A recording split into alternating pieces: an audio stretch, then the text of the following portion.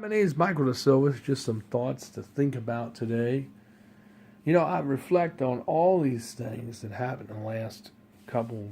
This is what happened in the last week. It was just a whole lot of things that gone on this week. It's been heavier than usual with the stress and having to um, leave a family who you really love and care about because of doctrinal differences and because of allegations and also because we don't get along and because I won't accept their doctrine. That's why I got booted out or casted aside, as you say, or excommunicated or ex-fellowship, and then other things too also played a role in that as well, which I didn't think would be like this.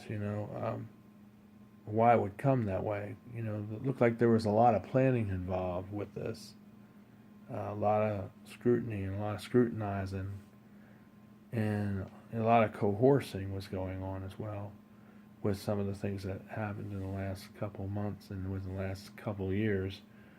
Um, you know, to tell you the truth, I love your kid. I love the kids, and I'm Uncle Mike, and I'll always be there if you need me.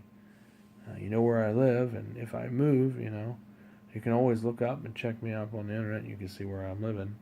If you ever want to come over and visit or something, or even if hopefully we'll work things out and we can come back together. Because everybody's healing, and no matter what happened, things were blown out of proportion. Things were definitely embellished. Things were definitely blown way out of character. And, I think a lot of things just went to our heads, and it's like I was always being suspect of doing something bad. And I just felt like I was in a bad light. And it's been going on for 4 or 5 years since I've known these people.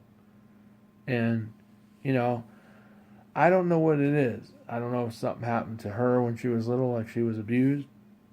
Maybe by a family member. I don't know. But something's going on because she's always suspecting people of doing things bad, doing things wrong. And a lot of times people aren't doing anything wrong. Sometimes things can be taken out of context and misconstrued. Sometimes people can make up stories too. Because they're trying to feel like they'll win better grace with their parents because they want to go along with the coercing because they were coerced to tell this lie.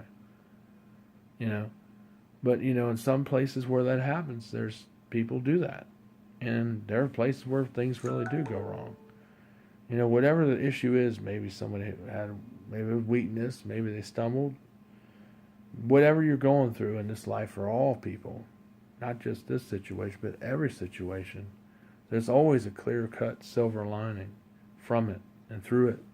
And Jesus Christ died. He paid that way for us on the cross. Forgiveness is about that. And in time, healing will occur, and hopefully, maybe one day on a distant shore, maybe, we will meet again. And hopefully, we won't be so dogmatic about pushing our religion down, or people pushing religion down people's throats and forcing them to believe their way. Otherwise, you get kicked to the curb. Because that's what I felt sometimes was going on when I was there. And I made comments about that, but nobody seemed to care about that. And that sort of drove me away too as well. I just didn't feel really encouraged. It didn't feel real fun over there. And then when I hear, people saying that, somebody didn't want to be around me because they were mad at me and didn't want to be around me because they didn't like to be around me. And then when I hear the mom out there in the kitchen telling her that she's going to go and eat at a different time instead of eating with everybody else, and telling her, and this all started about 2 years ago, a little over 2 years ago, and I heard her saying these words, and then you're gonna, If he wants to give you a hug, don't hug him. Don't talk to him. And this is what Sean did say when I was over there. Don't have nothing to do with like all these ideas were put there in her head by her. And, I could tell there was a lot of manipulation there going on. And, when I talked to her Wednesday night before all this went down on Thursday of this week. And I knew something was up because I could tell there was something definitely wrong with her daughter. And I could tell she was been crying. And she kept saying, well, Michael, everything's going to be okay. Everything's fine. There's nothing wrong. And I said, yeah, there is.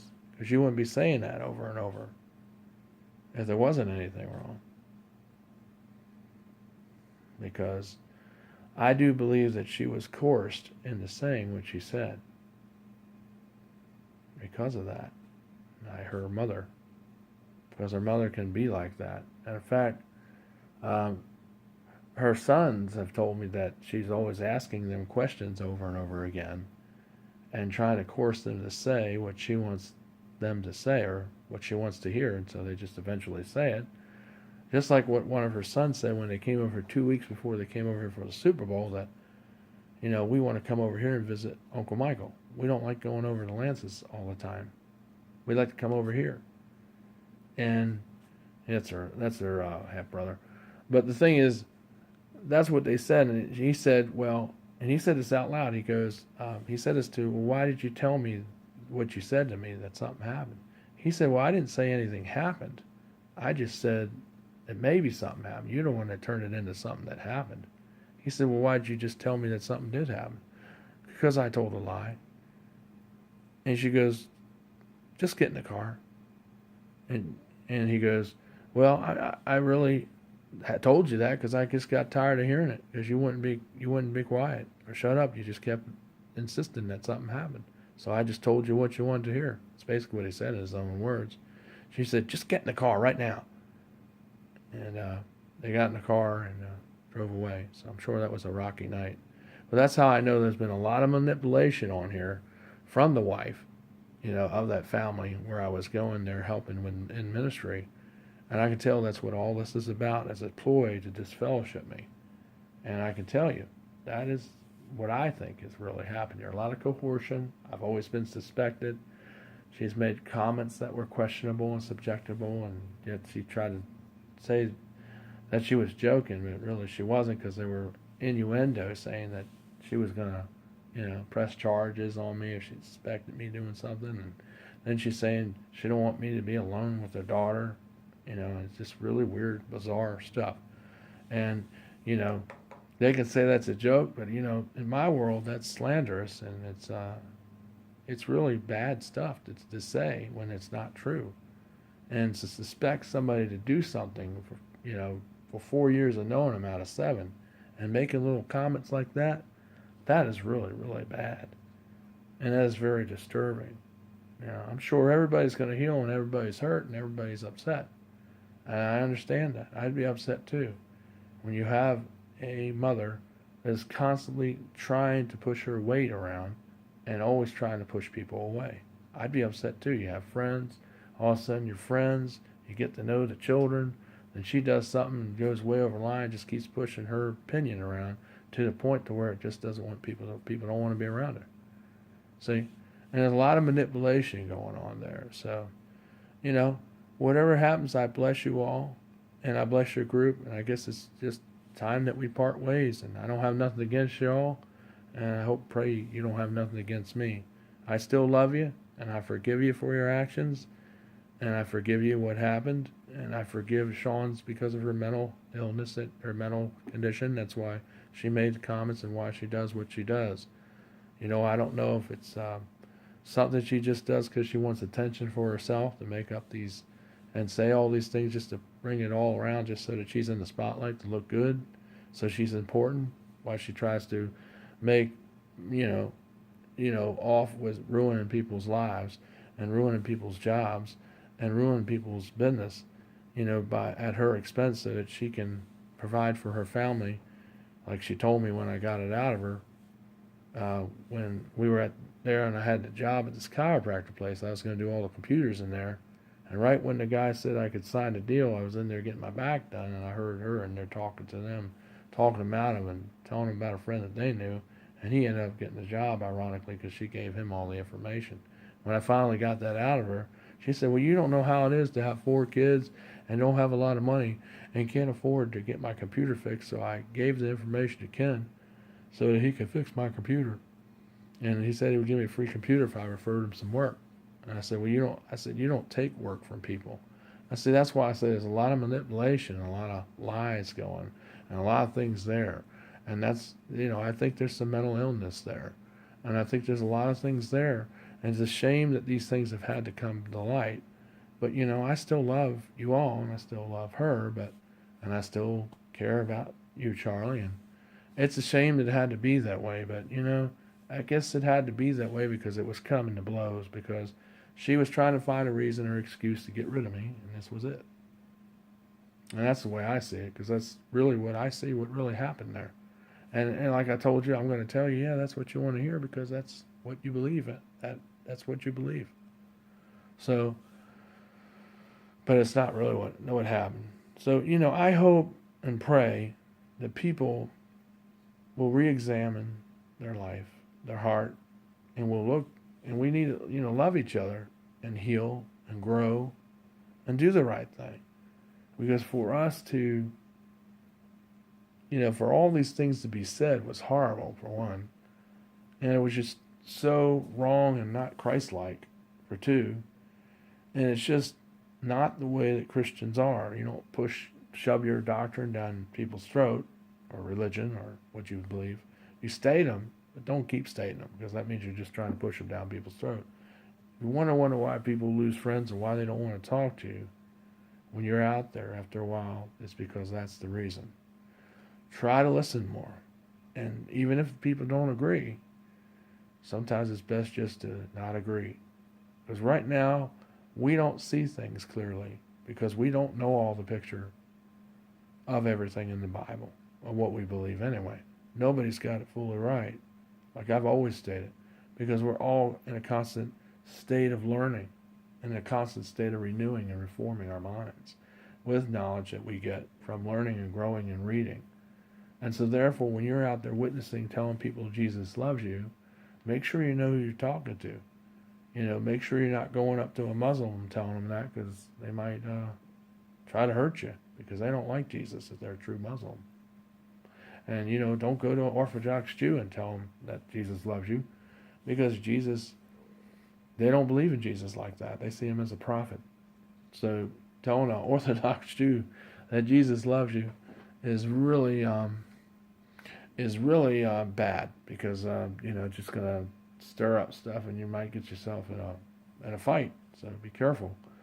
Know who you're talking to. If they're wearing certain marks or weird clothing that is not normal, that some religion people do wear, make sure you know what they are. Be careful out there. Be careful who you're talking to. And keep up the ministry, but make sure you have an edge before you go and open up to everybody. Look at what they're wearing and see how they carry themselves before you begin your witnessing thing. If they don't seem interested and they're trying to walk away or get away, then they're not interested. Sometimes you'll keep going. Try to listen more and try to observe more. And that's just some of my tips to share with you, because I care about you. I care about all of you. And I just want us all to get through this thing together so we can all be better friends when this all blows over.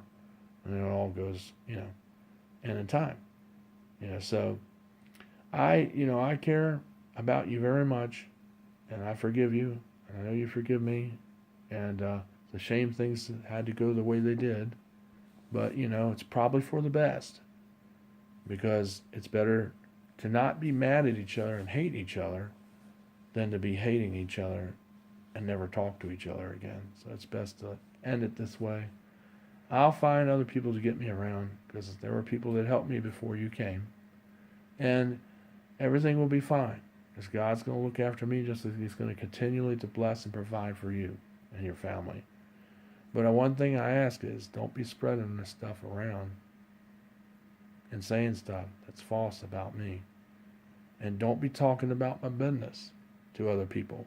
You may not be able to afford what I charge, but you have no right to go around telling people what I charge when they didn't even ask you or even want to know in the first place. And I know sometimes you do that, and you probably do that with everything. So when people tell you stuff or you know stuff, you have a right to have your opinion, but you don't have a right to go and slander people and say things about their job. You know, anybody doesn't have that right to slander about people's work or what they do just because you don't like it, and then tell people even though they didn't want to know in the first place. So anyway, that's just something to think about. I'll see you all later. God bless you. Take care. I love you very much, and you always will be in my prayers. And hopefully we can work through this all together, and we can become our better friends one day than we were when we first started out. Take care. See you, kids. See everybody. And I hope this helps other people who may be dealing with similar situations out there. It's a shame these things happen, but it's a part of life, and it's a thing that we all have to do. It does happen, and this is, sometimes it's how it happens. So I will see you later. I will send out more posts later on. Take care, and God bless.